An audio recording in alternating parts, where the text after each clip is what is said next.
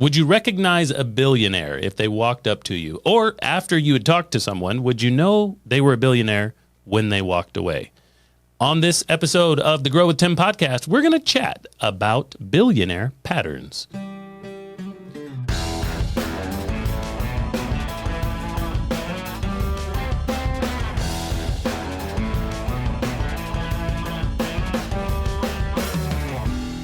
Welcome back to the Grow with Tim podcast. It has been a while. I'm your host, Jay Dew. This is my co-host, Tim. Tim Joyner, you have something on your mind today that we've been really excited about as we've talked through and around this idea of some of your newest friends or people in your Rolodex now. So let's jump into it. Yeah, over the last couple of years, I have gotten to meet, and not just meet like shake their hand, but spend significant time with a handful of billionaires. Certified people with a lot of zeros in their net worth. And I've noticed some differences, right? They think differently, they act differently, they talk differently than your average person. And I've been working for a while to catalog those differences. And I think I've come up with some patterns that I want to share today. Okay, so first off, you said certified billionaires. How do we get that certification? I want to know. Well, Am I on this list? Do I have these attributes? Yeah, ask Mr. Forbes, I guess. Okay, Forbes 400 gotcha. or whatever. But no, they are some really enormously successful people, and somehow, often through M3, a group that you and I have been a part of before, I've gotten a chance to meet these people and have meals with them and spend significant time, multiple days in some cases, and I've been asking a lot of questions, taking a lot of notes, and I've got some of their collective wisdom to share today. Okay, so as you leave a meeting with a billionaire, a certified billionaire, what are some of these patterns you're starting to notice? Yeah, so the first one is about the people on their teams. Very, very rarely do you have a really successful person who's done it on their own. That's almost unheard of. They're usually involving large teams, but not just any teams. They hire the best people they can find. And I hear that again and again and again. Right. I told you, even on this podcast, one of the first times I got exposed to one of those really successful people that was way out of my league, he's actually been on this podcast, Eric Weir. And I got an opportunity to fly with him on his private jet to the wedding of a mutual friend. And I asked him, what do you know now that you wish you knew at my age? Mm-hmm. Right? And his answer, I won't tell you the whole story because we've told it before, but he said, I used to hire good people that were loyal, they were well-meaning, but familiar to me. That's right. Things like Family that. and friends Yeah. and people that were looking for a job. And he said, now I hire the best people, and I pay 15 or 20% more than market so that they're not tempted to go anywhere else. And he said, I ran a deficit for a while. I was losing money, but within, I think he said 8 or 10 months, he was in the black, and he's never looked back. He Right. says that he's so much more successful. He's got better quality of life, more freedom of time, all these things. That was really the first time I started thinking about, like at the time, I was trying to pay people below market. Like, Right. I can't afford to pay over market. Sure. I don't have any money. Yeah. And for him to say, I hire the best people, that was really eye-opening. And since then, as I've met all these billionaires, they all talk about hiring really smart people, the best educated, the people with the greatest work ethic, that have experience, that have been there, done that. They all hire really great people. So that's the first thing. I was just with Jeff Hoffman here a few weeks ago. Jeff's the guy that invented the airport kiosk, the check-in kiosk, right? Where you print a boarding pass. Now being supplanted 25 years later by the phone, right? Now Sure, you don't need it. But course. for a long time, it was revolutionary. Every airport in America has dozens or hundreds of these things, right? Sure, right. He gets a piece of all those. He owns Ain't the that IP. something? Yeah. And he was a co-founder of Priceline and later Ubid, a couple of other billion-dollar companies. And he talked about this. And he said there was a time when he looked at his business partner and he said, you know, we could go into any business we want. We could shut down the doors to Priceline and go to a completely different industry. Okay. And we would still win because we have the best team in the world. And he talked about Interesting. how they hired the best people. Right. One of his phrases was hire hard, manage easy. Okay. And I love that. You Right. spend a lot of time finding the best person. You hire hard, manage easy. Do you think that many folks who listen to this podcast or folks you've been associated with in business are not yet doing that? They've not yet cracked the code on best people first. Yeah. Yeah. There are a lot of really good companies Yeah, and sure. really good entrepreneurs that have built amazing companies that have hired good people.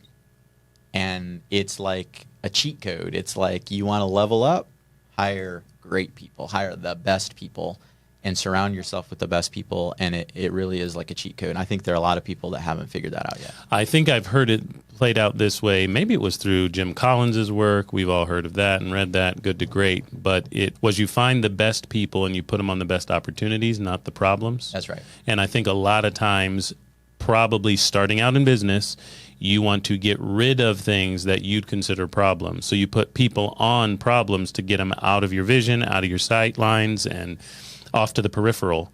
But great people don't even like to fix problems. Right. They like ideas and opportunities for the future. So I think I feel that when you say it, but like you probably at a different level in business, we haven't realized it in our lives, in our business yet. We just, I've heard that. Right. Is that true? Should I do that? And I would say that by and large, like, I'm thinking of all the people that have ever worked for me or with me, a lot of really great people. I'm not here to diss on anybody. But for most of my life, I have not really been able to afford people who have years of experience, who are really the best at that thing. Doesn't mean they're a bad person, but there have been a few times where I have hired the best, and sure enough, it's just like all these billionaires say, like it will transform a business. And I could tell you, I won't because I don't want to name names and then exclude all the people who weren't the greatest. But there are a couple people I'm thinking of that are just head and shoulders above everybody else, and it has transformed those businesses. So I'm starting to taste that, and I want to taste a lot more of it in my next business. Give us pattern number 2. Pattern number 2. They are all unreasonably persistent. I say unreasonable because you or I or the average person would look at them and say, that's crazy. Like, that's not even natural. It's unnaturally persistent. You and I were together with Drayton McLean, one of the billionaires on our list, down in Temple, Texas, a year or two ago. And he told story after story about how he was persistent. But the interesting thing was he wasn't making a point about being persistent. To him, it was just normal. It was to him storytelling. This is how we got the deal done. Yeah, right. But to everybody else, it was like, that's crazy persistent. Right. He told the story. I've told the story before, so I'll tell the short version of it, about how he got the 7-Eleven account. And he worked really hard to find who the buyer was, the buyer for 7-Eleven, and he wanted to sell his grocery distribution business to him, or the services of that business. And so he spent a whole day rewriting. This was back before computers. He handwrote it, wrote it, rewrote it, edited it, thought through it, and sent off this letter. And he gets it back a week later with 2 words scrawled across the bottom: not interested. Right. Mm-hmm. Undeterred, a month later, he writes another letter, handwritten, really strategic, sends it off. No response this time. Another letter, another letter, another letter, another letter, right? And no response. And anybody else would have given up. Right. And this is not like mail merge, like, let me dash off a quick email. Like, no. Investing in Yeah, this. sure. Months and months go by, and he gets a phone call, as I recall, and the buyer, not a word since not interested, right? He gets a call, and he says, Drayton, I'll be in your office at 10 o'clock tomorrow. Let's get this deal done. Right. And it's like, and to him, it was just routine. But that's how we get it done around here. Who else around would here. do that? Yeah. He talked about getting the Walmart account. He drove from Temple, Texas to Bentonville, Arkansas. It's a long drive. No appointment. He talks his way into a meeting with Sam Walton. He pitches him. Sam's like, yeah, I'm not interested. Comes back another month. Gets another meeting. Not interested. Finally, Sam says, look, Drayton, I don't need anything you're selling. Right. Like, I've got more trucks and bigger warehouses and better distribution and logistics. Like, I don't need you. Quit wasting our time. Right. He still doesn't give up. He says, all right, Sam, fair, but someday you're going to have a problem that you don't know how to solve. And when you have that problem, I want you to call me, and I'm going to solve it for you. A little more time goes by. Sam Walton decides to launch the first super Walmart. Right. He's going to put a grocery store inside a Walmart, a dry goods store. We all remember that. Right, yeah. Well, Sam knows how to, sell sweaters. Sam knows how to sell dog food, but fresh vegetables and fruits and things that have a shelf life measured in hours or days, not weeks or months. Like, he didn't know how to do that. So he calls up Drayton McLean, and Drayton builds him the first grocery store inside, and then grew it from there, and eventually sold his business to Sam Walton for north of $1 billion. I think we've all heard of those guys at this point, or at least what they did to the American economy. The thing that's amazing to me is how persistent they are. Right. Like, Drayton didn't give up when Sam said, quit wasting my time. Yeah. Right? He keeps persisting. Jeff Hoffman. I was just with him, so I'll tell you one more story and we move on. He talked about how he raised money. And I won't go into all the details, but he actually tracked down the person that he wanted to get an investment from. And he spent a long time finding this person, picking this person. He knew that this guy invested in his type of business. He knew if he could just get a meeting, he could pitch this guy successfully. Right? Yeah. Mm-hmm. So he calls and he calls and he calls, and the secretary gets mad at him and like, stop calling. I gave him the message. If he wants to talk to you, he'll talk to you. He'll call you back. So then he starts emailing. Well, the same secretary blocks him and says, I'm going to block your email now. Don't quit it. Eventually, he figures out that this guy is going to be at a polo competition. This is amazing. Right. Flies across the country, shows up, spends all day trying to get to this guy's tent. And thousands of dollars. Yes. Thousands upon thousands of dollars.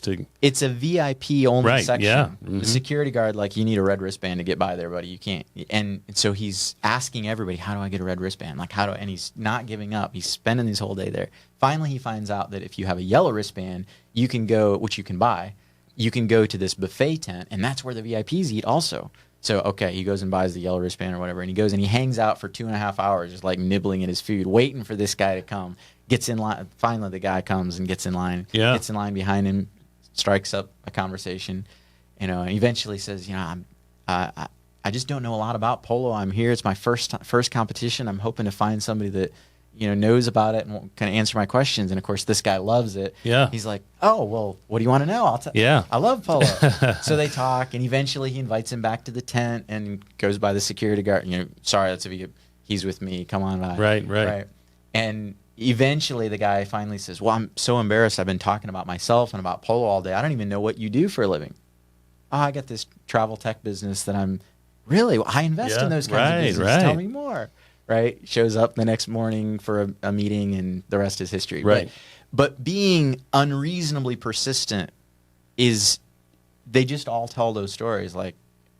Of course, doesn't everybody do that? Well, no. The answer is not everybody does that, but really successful people persist. So I'm going to go off the beaten path for a second and talk about somebody who I have heard of and in an urban environment have idolized in terms of business savvy and interest. And some of our listeners out there, maybe one or two, may have heard of or maybe like the style of Lil Wayne. Yeah, right. So we've got this entrepreneur and business mogul, but we all really know him as a rapper, right? He's a very much 21st century rapper who grew up in Louisiana in the projects, single mom, that type of thing. And the persistent story caught my attention when you told me about Jeff Hoffman and what he's done to find investors.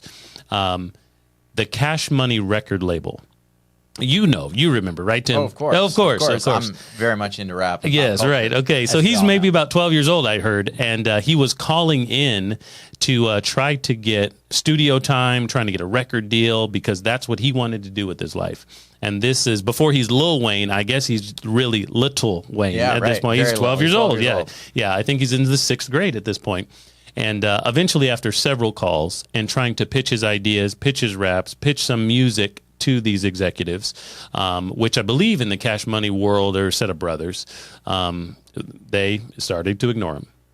We're not interested. We've heard this before. Drayton's story, Jeff's story with his gatekeeper. We're not interested. We don't need you, that type of thing. Well, turns out he had started to decide every day I'm going to call. I'm going to get the voicemail, he realizes eventually. They just stopped picking up. Answering machine, right. Answering machine. And he just decided to rap on the answering machine. Yeah. Every day. He would just do it once every day.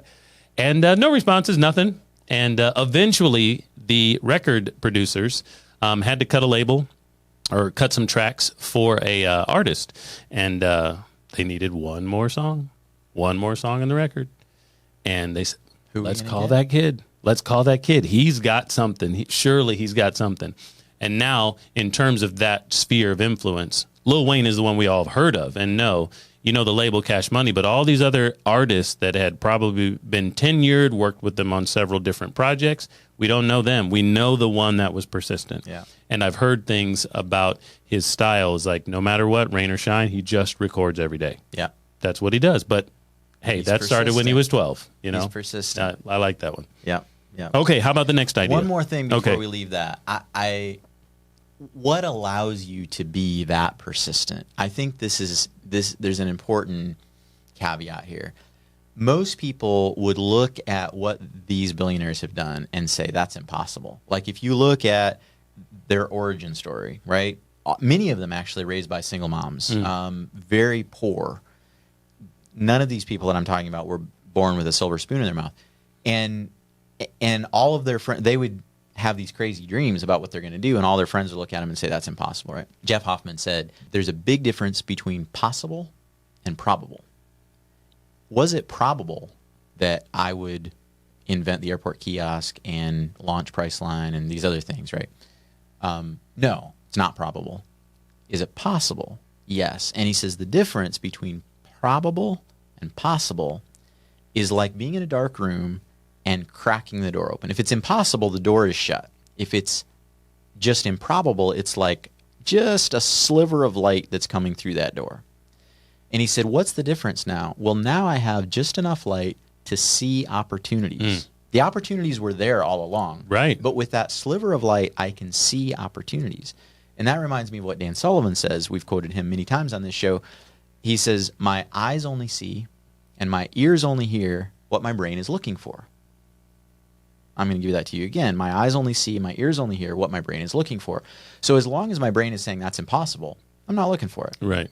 If I'm saying, it's not probable, but it's possible, right. It's like a little ray of light, and now I see opportunities that nobody else sees, and I can now move to seize them. And that's what these guys have done again and again. They see the same opportunity that all of us have access to, but they take it because their brain isn't saying, that's impossible. And of course, we can have that laser focus and tunnel vision toward the only light in the room. That's what I kind of feel and take from a quote like that or an analogy like this dark room is that's the only thing that I see because the room is dark to me. The room is dark to me.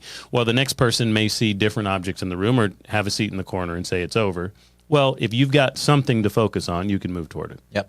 Yep. And being open to opportunities that most people wouldn't even try to seize. Well, that's for other people. That's not the kind of person I am. Well, why isn't it? Yeah. Maybe decide you're the other people. At least for the things that you want. All right. So number one, they all hire great people. Number two, they're unreasonably persistent.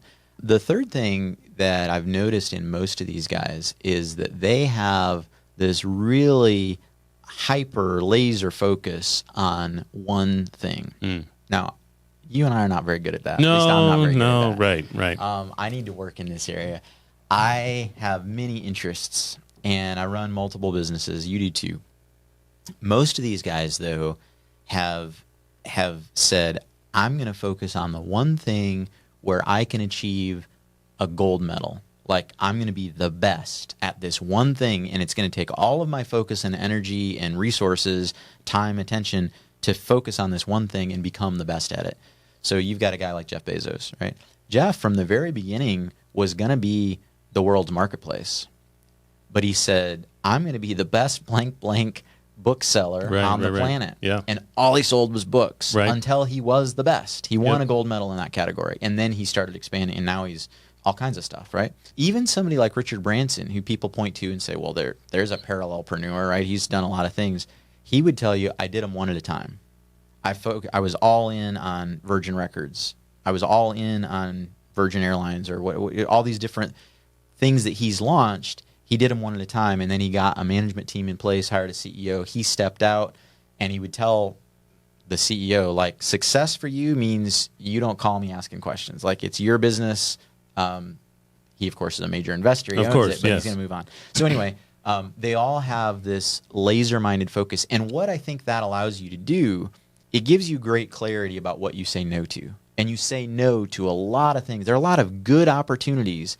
And I heard all of these billionaires talk about all these opportunities that when you've got money, everybody wants you to invest, right? Everybody is pitching you all the time, and they say no a lot. But when you have this clear no, that's not what I do, it allows you to say this really strong yes to the things that are actually what you're on the planet to do. So I think this narrow focus, winning a gold medal in your category, this was interesting. One of them said, if people aren't breaking down your door trying to give you money, maybe you're in the wrong business. And I thought, well, wait a minute. I've never owned a business where people are breaking down the door to try to give me money. But actually maybe not all, but most of these guys, and women, one woman, most of them have had businesses like that where it's such a blue ocean strategy where there's no competition and they have such a differentiated product that creates so much value. People are like throwing money at them. I keep talking about Jeff because I was just with him, but I could tell stories about other ones too. But in the early days of the airport kiosk, right, all these airlines were literally like trying to overnight checks to him to get deposits on how fast can you build me these kiosks. And others talk about that as well. So you pick a category where you can win a gold medal and you put all your energy in that one thing. A lot of people talk about multiple streams of income. Well, the way to achieve wealth is to have 21 streams of income or whatever. And I've pursued that, and it's worked out very well for me. I have a very comfortable lifestyle. I've got more than 21 streams of income. It's great. There's nothing wrong with it. But I'm not yet a billionaire. Sure. And if I want to go from being pretty successful to crazy successful, it's probably going to take more focus. And not that that's the only right way. I'm not saying that I don't necessarily aspire to that. Very recently, but if you want to change the world, you're going to have to focus on very recently, we've all seen Alex Hormozi. If you're into this type of thinking pattern, you're into this podcast, you're going to know who that influencer is. $100 million leads and acquisition.com, etc. You've seen him out there. And recently, I've seen something as we record this in early summer of 2025. That somebody said to him, with all of this content you've got out there and all of these sources of influence, if everything disappeared, what is about 1 minute's worth of everything so far? What would you tell the world?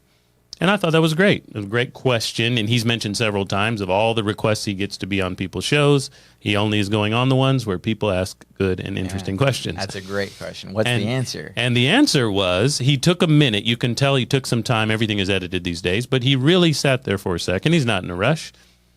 And he said, you got to figure out what you want. You've got to ignore what everyone else says about that. Ignore the opinions of everyone else. And then work so hard, it would be unreasonable that you don't achieve it. And I thought, isn't that beautiful? Now, that reminds me in this persistence area, as well as clear and narrow focus, Arnold Schwarzenegger. So I have to mention these two guys who in pop culture everybody knows, because I haven't gotten to meet as many billionaires as Tim. So everybody knows the Governator. They know Arnold, right? They know the Terminator. And we all know that his origin story is quite literally in Austria. And he is forced to join the military in that country during that time. And these are the sons of actual Nazis at this point. You know, war is over. He's obviously younger, the next generation, but the previous generation were in that category. And so they've got a very 1960s-style regimented disciplinary culture, right? I don't think he talks about it in terms of how happy and healthy it was. Right. And he's in the military, right. So we all understand this is a regimented thing. Well, he is doing his bodybuilding at that time. He started when he was about 15 years old, and he's 18, and he needs to get to the next country over. I don't know if it was Germany or some other place at this time, but I read his book called Fantastic, if you want to look this up. And he's got to figure out how to defect from the army to be in the competition. And so he does. I mean, he literally shows up. He doesn't speak the language, so I guess it's not Germany. Obviously it's the same language, but he shows up, can't speak the language, realize he doesn't have trunks, right? Little bikini bottoms. He doesn't have anything because he literally crossed the border, hopped on a train, and hoboed his way to this event. So he gets someone else's trunks that he can use, and he wins. He had determined that he was going to, at 15 years old, the very first time he worked out, he realized what his path was going to be. He wanted to be a champion in that space. But at this point, I think, around the time he's joined the military, he's got a 2-year stint, as far as I recall, he's going to move to Hollywood. He is going to become a Mr. Olympia champion several times over. He's going to get into acting, and then he's going to get into politics. He had it planned out. And he knew what he wanted, so he knew what to avoid. And one of the reasons, which I think we're getting to right now in your next pattern, that he wanted when he showed up to California a few years later, not speaking English at all, showed up at Mr. Gold's gym. He had one at that time because of distribution. He knew that if he got into that mail order business, that his product or his pictures or his physique could be spread. And he was going to use what I think is coming up for you, leverage. Yeah. That's right. Yeah, that's right. Yeah, that's such an interesting story. Before we move on to leverage, I'll just observe that is a two-edged sword. I think having clarity about what it is that you want and then pursuing that single-mindedly with great focus and persistence, you can achieve almost anything that you want. You can't achieve everything, but you can achieve almost anything. The other part about, his particular situation is, I mean, he was on the verge of getting court-martialed for defecting. Interesting. I mean, he didn't have permission to leave. Yeah. And he came back to the Army, got disciplined, and was told that I think he had to work in the mess hall in the kitchen or something like that, some sort of punishment. And he realized that because he was in the kitchen, he could get more food, and he needed more calories. Yeah, all the types of things. He used everything that was around him to be able to. Yeah. Yeah. Well, I say that it's a danger because it's possible to want the wrong things. I think of that in child rearing. We both got young kids, and teaching them to want the right things. Right. First Timothy says the love of money is the root of all evil, it's possible for us as highly successful entrepreneurs to actually get fixated on the wrong things that we can achieve, and then we get to the end of our life and say, "Oops, we were chasing the wrong squirrel." But, right. All right. So the last thing that I note, not the last thing we're going to talk about today. Notice a lot of other things, is that they all use leverage. They all figure out a way because they all have the same, 24 hours a day. Right. Most of them didn't have, huge trust accounts that they inherited or whatever. So how do they take what they have and get bigger results than everybody else? They all use leverage. And I identified 4 types of leverage. Most of them use, I think all of them use at least 2. Most of them use at least 3. A couple of them used all 4 types of leverage. Number 1 is the leverage that we all think about. It's capital. It's money, right? It's easier to make money if you have money. You can invest, you can buy businesses, you can buy stocks and bonds, you can hire more employees. Like, it's easier to make money if you have money. And so you might say, well, I don't have any money, so that's out for me. Well, no, actually, most of these guys didn't have money. Right. But they still figured out how to leverage capital. They borrowed from banks.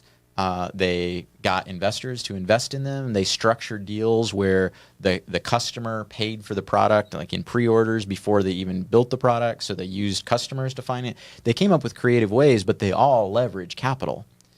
And for me, I think the easiest way for us to get into leverage is in real estate. Real estate is brilliant because any bank will lend you money on a cash flowing asset that's backed by real estate. The thing that you're trying to buy becomes the collateral. It's brilliant. And I've had a lot of success with that. But you can also borrow money for businesses. You can borrow money for intellectual property. There are lots of ways to either borrow money or get a seller to finance. You're buying a business from a seller or buying real estate from a seller that will finance it for you. There's ways to get investment. Right. There's lots of creative ways. But even if you don't have money, don't cross that off your list and say, oh, that's impossible. There are ways to leverage capital even if you don't have money. All right, so that's number 1. The second form of leverage is people. We talked about hiring great people, but all of them figure out how to, look, if we've got a bunch of stuff we want to get done and it's just us or just the 2 of us, it's going to take a lot of time. But if we can hire somebody that can help us do those things, and we can focus on the things that we're really good at and hire people to do the things that they're really good at, and then you multiply and you add more and more specialists, and everybody's doing what they are uniquely gifted at, what they have energy to do, they love to do, we're doing what we love to do, that's a form of leverage. And in the same 24 hours, you achieve much bigger results. Right. So they all leverage people. So I would say if somebody's listening to this and they are a successful solopreneur or they've got a small team, say, well, why am I content with just 1 or with just 5 or with just 50? What if I hired more people? What if I got a COO? What if I got a personal assistant? What if I hired a leadership team and scaled this thing out? What if I had twice as many people on my team as what I do now? Could I be twice as successful, or maybe 3 or 4 or 10 times as successful? They all leverage people. The third form of leverage is technology. Technology, especially in our generation, is this crazy field leveler. Right. Yeah. It used to be if you wanted to reach 1 million people, you had to spend a whole bunch of money, get on primetime television. Now with TikTok and YouTube and Instagram, It might be tomorrow for free. For free. Yeah. But technology, the way that we can communicate, I mean, you and I can have meetings with people in India, with people in the Philippines, with people, you and I have had meetings with people in India and the Philippines today. Right. Right. We don't have to spend a lot of money on a plane ticket. And that's technology. But there are other forms of technology, automation, systems, communication tools. These people that really achieve outsized results all figure out how to leverage technology in ways that nobody else is. And sometimes it's their own proprietary technology, right? They invent something. Sometimes they license intellectual property that somebody else invented. Sometimes it's just off-the-shelf stuff like project management software or artificial intelligence or planning tools or communication tools like Zoom, but they all leverage technology. Right. Oh, yeah. All right. So homework for you is think about what technology do I have in my business? You say, well, I'm not a tech person. Hire somebody that is. Go find a consultant, do a little research, learn how to use ChatGPT or other AI tools. Figure out how can I leverage the technology that's available to me so that you and I in the same amount of time, right, the one that's leveraging technology is going to get more done and create more value in the same 24-hour day. The fourth thing is brand. Many of these people have leveraged a brand. I've been in branding and marketing most of my life, so it sort of comes intuitively to me, but I think a lot of people don't understand the value of a brand. Okay. Let's say that you and I are competitors. We're in the same business, same industry, but I have a stronger brand than you. We can spend the exact same amount of money in advertising. I'm going to get a better ROI. But it's not just in advertising. I can spend the same amount of money in recruiting. Right. I'm going to get a better ROI. I can spend the same amount of money and effort in operational excellence or in research and development or any of 100 things. I'm going to get a better return because I have a better brand. So when it comes to entrepreneurs, sometimes it's their personal brand that they need to build, right? Doing things like this, like podcasts or shorts or reels, creating opportunities to speak on stage or write books or creating their personal brand. But for their companies, certainly brand building is one of those investments that pays off for the rest of your life. And most of these guys have both personal brands and company brands. All four of those things, capital, people, technology, and brand, form leverage such that their input yields a bigger output than everybody else. What I think is quintessential here, once again, as we near the end of our episode today, is that this podcast is all about growth. And when we look at these particular categories, when we looked at the leverage and these four kind of multipliers that you've identified talking to people, it really is about growth. And so the growth-minded entrepreneur is going to seek for these things, not be satisfied until there's another level of actualization or success. And it's also good to be reminded not everybody's at that stage in life. That's not what they want. But the people who seek it can find it. And there are patterns. For sure. And there are things that we can do. And so for most of the people who are probably watching, listening to us right here on Grow with Tim, they're like, yeah, that sounds interesting. That sounds like something I'm not doing right now or I'm ignoring or, I didn't realize that I now have permission from these billionaires to do it like them. Yeah. Yeah. Yep, absolutely. I think a lot of this is, it's one reason why I love spending time with people that are more successful than I am, that have bigger teams, that are smarter than I am, that are older and wiser than I am, because it changes your thinking. It's like you use the word permission. Yeah, it gives you permission to think differently than you ever thought before. And if you are the biggest fish in your pond and you're the most successful person in your network, you're probably going to plateau pretty quick. Sure. But Right. if you are hanging out with people that are smarter, more successful than you are, that think differently than you do, it challenges your thinking, and it gives you permission to think bigger. And back to that possible versus probable thing, like if you're not looking for opportunity or you're not expecting it or you're saying that's impossible, you're never going to see it. And hanging out with people like this allows you to see opportunity that nobody else sees and then sees it. This week, earlier, we have a coaching relationship, and you've taken the reins to facilitate some great thinking models for me and some partners. And I asked you, can I have, more or less internally, because I'm the one who said it and I'm the one who thought it just this Monday, hey, Tim, can you talk a little bit about if this style of work for me is viable? Yeah. I wanted the permission. Yeah. I said, what if I can sit down at my terminal for a couple of hours a day and think, make good decisions, talk to great people for execution, but like maybe I'm not hitting any buttons. Right. Is that okay? Right. You know, Right. is that a model you've seen? Yes. Would that be viable for my personality? And you're like, yeah. Of course, let's talk about that, and let's manage some expectations, think about some tools. And I was like, okay, good. Because that's what, I'm thinking about growth for me in that area. And I know that for me is the style of work that I enjoy. I had breakfast this morning with an entrepreneur who recently sold a business for a lot of money. And he now has more time on his hands than he's ever had before. And he's like, Tim, what do I do with my time? Like, I'm supposed to be doing stuff. Like I show up at the office for 50 hours a week and suddenly I don't have to do that. And he was kind of lost. And I think a lot of us think that in order to be successful, we have to do a lot. We have to work a lot. And your question was like, can I think and lead and make decisions? And you almost felt a little guilty, like, well, is that really work? Right? Sure. And I think a lot of people think that way. But, these people on this list, a lot of them don't own computers. I mean, they own thousands of computers. Right, sure. But there's no computer on that guy's desk. And he's not actually doing anything. He's thinking a lot. Yeah. She's making really big decisions. She's pulling big levers. She's hiring the right people. But she's not executing anything. So what's interesting to me is this morning's meeting for me was a guy who's now in his retirement stage and phase of life, and I went to his home. And so my morning meeting, I walked in, take a look to the left, and we all know in many homes that's the area and the nook for the office. So I'm looking at his office, beautiful, well done, no computer. Yeah. And he said, well, that's my office. And come on in here and let's. And I said, does anything happen in here? Well, no, it just looks pretty good. Same thing. And I asked him later, what is he doing? Getting a lot of consulting done and this, that, and the third in that stage of life and what he wants to do. But same thing. Yeah. Like, well, I mean, it looks really good, doesn't it? He wanted to show it to me, but I was like, you don't work there, do you? Well, there's not. What would I do? Right. Yeah. Right. A lot of people are like, man, if I'm not. But honestly, you ought to hire people that are better at doing all the things than you are. Right. You're the quarterback. You're the visionary. And it doesn't mean you're lazy. You're working hard. No, he's working. But you're thinking, you're making decisions, you're coordinating teams, but you may not do a whole lot. There we go. All right, well, take us to some bonus takeaways, Tim, and what we need to think about moving forward away from this episode.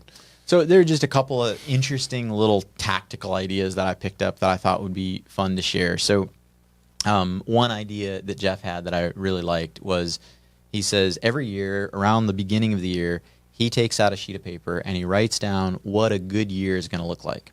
All the metrics, the KPIs. So we're going to maybe make this many pitches and we're going to raise this much money and we're going to sell this many products and generate this kind of revenue and profit and whatever, all these different kinds of metrics. And then he flips over the page and he says, this is what a bad year is going to look like. We only sold this much. We only hired this many people. We only, whatever, right? And then he takes that paper around to all of his stakeholders and he has them sign it.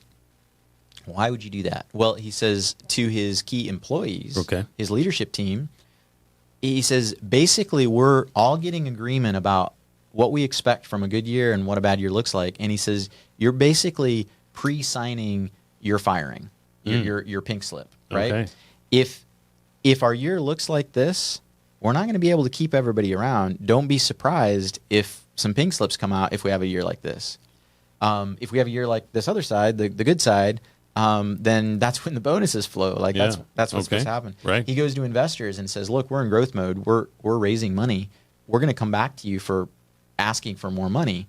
And I want a pre-agreement. Like if we have the year that we say we're going to have this really good year, you're like pre-agreeing to write a big check next year to fund continued growth. If we have a year like the backside, I'm not going to come ask for money, right? But he gets agreement among his whole team that this is what a good year looks like and this is what we're shooting for. I thought that was interesting, just a practical tool to set expectations and even visualize what you want to achieve and then work a plan to achieve it. That was one of the cool ideas. Another one is before and after proposals. This is kind of an obvious thing, but I had never thought of it before. I've written thousands of proposals in my life for various products and services, but usually it's like, here's what I think it'll do for you, and here's the value, and here's how it'll work, all the logistics and payment terms and all that stuff. He says most of his proposals, even for $100 million deals, are 2 pages, 2 separate sheets of paper. It's a before and an after. Okay. Now, that's really interesting. I like the part where it's just 2 pages. First off. Right. Yes. He does a lot of research, or his team does research, and he says, this is the status quo, Mr. Client, Mr. Prospect. Right now, you're spending this much money on X, Y, and Z. You've got this many man hours dedicated to it. You're achieving this kind of a profit margin. Whatever it is, like he knows your business better than you do. And he's going to say, this is before. This is without me. This is the current status quo. This other, now I'm going to give you a second piece of paper. This is what it looks like if we sign this deal. You're going to make this much money. You're going to achieve this level of efficiency. You're going to have this much profit. You're going to increase your customer satisfaction score, whatever. He gives them a before and after that makes it really obvious, not just how much money they're going to spend and what. It's not just a sales pitch. It's like a pro forma projection of the value he's going to create. Okay. And he said it makes it really easy for people to make decisions. When you go to an airline and you say, right now the average wait time is 49 minutes. People are standing in line at the airport, 49 minutes for a clerk to push a button and print out a boarding pass. 49 minutes. With my solution, the average wait time is going to be 5 minutes. Right now, you're spending $4.7 million a month on personnel. And with my solution, you're going to cut that in half and save $2 million a year. Customer satisfaction right now with the airlines, with your particular airline, it's 27% positive approval rating. And our projections show that it's going to go up by XYZ percentage. And he just lays out before and after, right. And like everybody signs, everybody says yes. Makes it clear. I thought the before and after was a cool idea. I like that. Last thing I'll share before we wrap up today, Jeff had a really interesting idea about how to raise money. I'm not an expert on raising money. I've done it a few times. I've raised a few $1 million, but nowhere on the scale that these billionaires have. Right. And most people, even most of these people, say things like, well, Tim, you're going to have to get 100 no's before you get 1 yes. You've got to be really persistent. You got to beat the bushes. And Jeff said, if you're beating the bushes, maybe you're beating, if you're getting 100 no's, you're probably beating the wrong bushes. Those bushes were never going to say yes in the first place. Okay. So he had a really interesting approach that I've been thinking about. He says, when he tried to raise money for Priceline, he spent a lot of time researching all the people in travel technology. And he researched them thoroughly. He read every single press release that they'd ever put out. And he really got to know them well. He knew which ones worked and which ones didn't, which ones succeeded, which ones failed. And he looked at who invested, which is, there's always a press release when somebody closes around. Yeah. And he said he figured out the investors, and then he found the most prolific investors who invest in all the travel tech stuff. And then he figures out who is the person at that firm that handles that investment. And then he laser focuses on that one person. He says, this guy invests in all the... And then he goes to that person. He's really persistent and really strategic about how to... He goes to the polo match, There you go, right. to find him. And then he says, I understand that you've invested in this business, this business, this business. This one succeeded, this one didn't. And here's why I think this one succeeded and this one failed. And by the way, I'm learning from these mistakes, and I'm going to build a business like this one that succeeded wildly, and here's why. Yeah. And here's what I need. Here's the opportunity. And he goes with this really strategic approach, and he doesn't get 100 no's. He might only talk to 3 people to raise the money that he's asking for. And I just thought that approach of researching all your competitors, and then who's the investors, who's the most prolific investor, who's the guy, what does he care about, why did he succeed, why did he fail, you give all that information and you make the pitch with a laser focus of that guy, and you walk away with maybe one big check that gets you everything you need. So much simpler, so much faster, so much less stress, so much less rejection. I thought that was a cool way to raise money. So I haven't done it yet. Okay. I'll let you know after I've tried it out. We will. But I really like the idea. We'll have that episode coming to you soon when this man goes and finds those specific and strategic patterns to employ to make all of us and you, our stakeholders here, Grow with Tim, a lot of money. We'll talk to you again soon. Thanks for listening to today's Grow with Tim podcast. If you enjoyed the show, be sure to show us some love by following us here and on our other social media platforms. You'll find all the links at growwithtim.com.